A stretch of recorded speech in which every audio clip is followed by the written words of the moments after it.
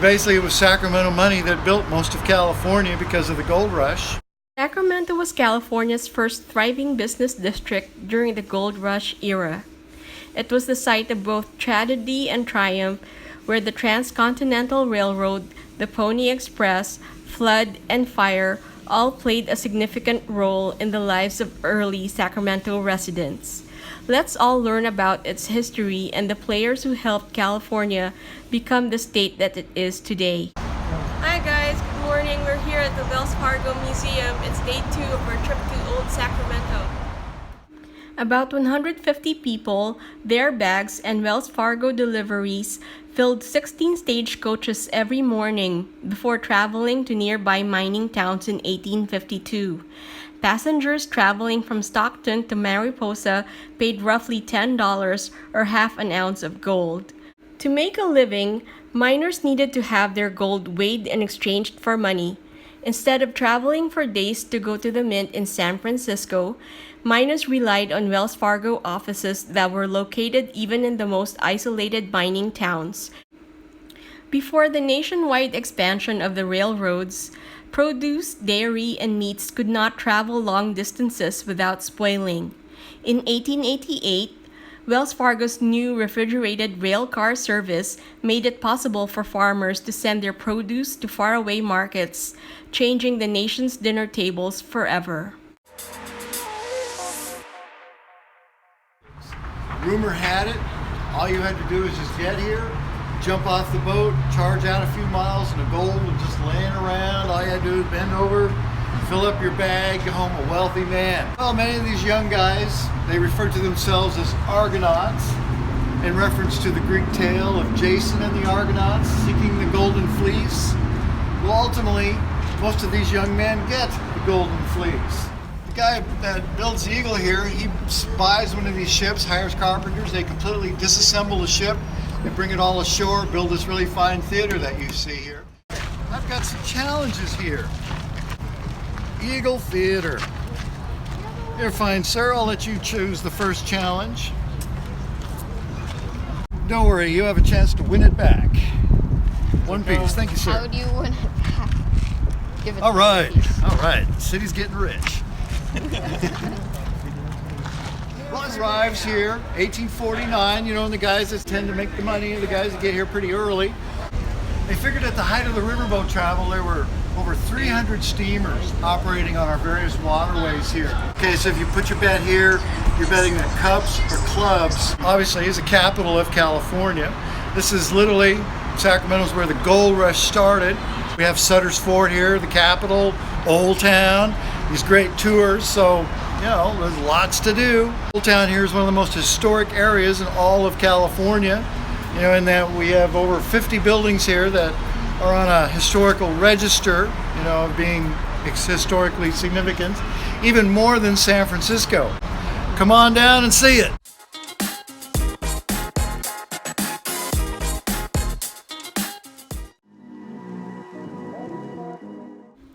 Our underground tour docent took us to 2 underground areas and showed us how Sacramento's original street level was raised. Sacramento's location next to 2 rivers brought floods to the city frequently, and after the Great Flood of 1861, the city's street level was raised by about 9 feet, and it took 15 years to finish. Some building owners agreed to raise their buildings by using screw jacks, while others chose to fill in the first level of their buildings and build on top of it. Along with brick walkways and empty basements, we saw antique furniture, whiskey bottles, a sewing machine, and silverware, remnants of 19th century life, and the struggles of those that came before us.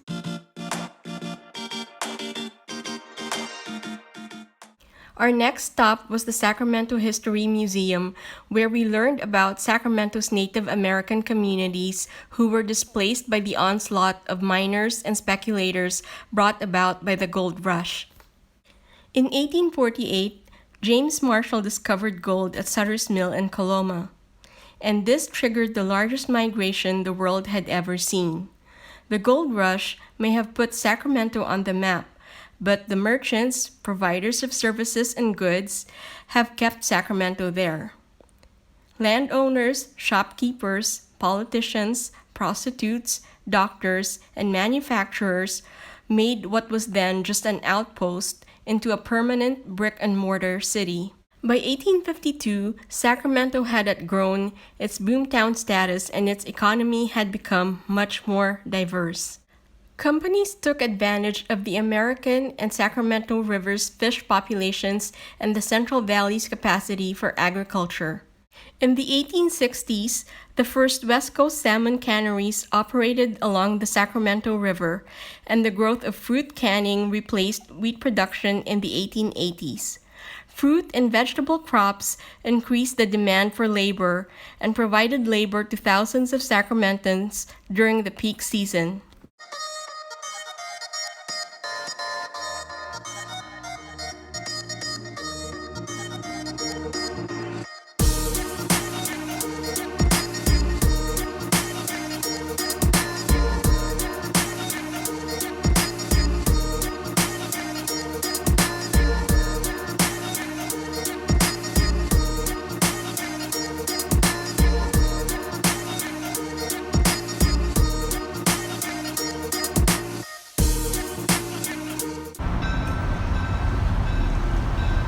Our next stop was the California State Railroad Museum, where we learned about Sacramento's contributions to mass transit across the nation. Sacramento's railroad history is a great example of how quickly long-distance transportation progressed in the late 1800s. Built in 1856, the Sacramento Valley Railroad was the first railroad west of the Mississippi River. In 1862, Congress approved the construction of the Central Pacific Railroad, which was funded by the Big Four Sacramento businessmen that included former California Governor Leland Stanford. 12,000 Chinese immigrant workers comprised the workforce by 1868. In May 1869, the Golden Spike was driven by Leland Stanford at Promontory Summit in Utah, completing the Transcontinental Railroad. Coast-to-coast train travel in 8 days became possible. By the end of the 19th century, Sacramento had a network of railroads connecting it with towns throughout the country.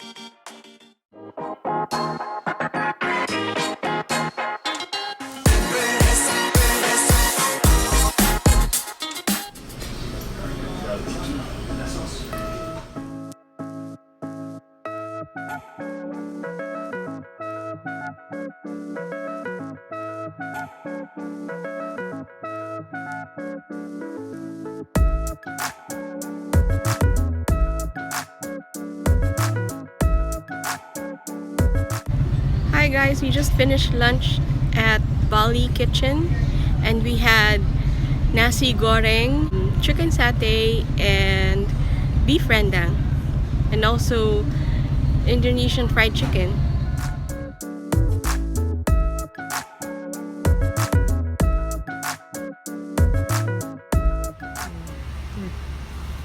Hi, Hi. we're back. So we just came from Old Sacramento, and guess what we found? Found some gold. During our 2-day trip to Old Sacramento, we took the Hornblower cruise on the Sacramento River, and we also took the train. And today we went on a tour. The first one that we went to was the Gold Fever tour. The second one that we went to was the Underground tour. And then we went to the Sacramento History Museum. And finally, our last stop was the Railroad Museum. So now we're gonna pick our favorite. And now it's time for our big reveal. 1, 2, 3. So here is our top 3. Number 3, I have the Underground tour. What's yours? Mine is the Sacramento History Museum. Okay. I guess the reason why I decided to take that was because it was fascinating for me because of the buildings, how they move the buildings, lift them to the ground because of the flood. I think it's more than 10 or less than 20 feet. And my number 3 is the Sacramento History Museum. So I love museums and I love history, and I like going to museums and looking at how they actually design museums. And Sacramento History Museum is probably one of my favorites because it's about the history of Sacramento and how the gold rush really made the city. It put Sacramento on the map. All right, number 2.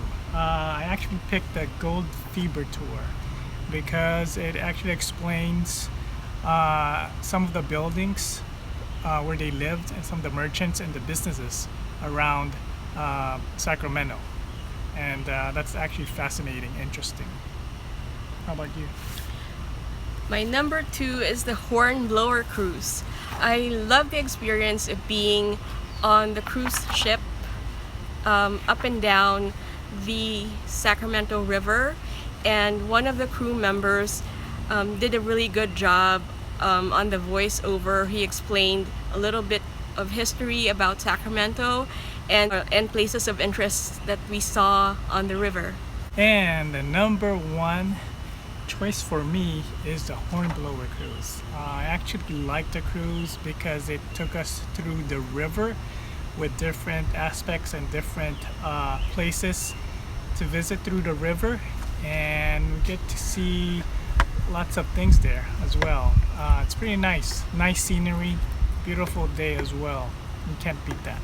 My number 1 is the Gold Fever tour. The tour guide did a phenomenal job. He was wearing a costume from the late 1800s, and he was in character. It was as if we were there during that time. We went to several buildings in Old Sacramento and explained the history and some stories from that time. Out of the 3 top favorites that we picked, we have 2 common favorites, and that's the Hornblower cruise and the Gold Fever tour. We had a great time at Old Sacramento, and if you guys like the format of this travel vlog, let us know in the comment section below.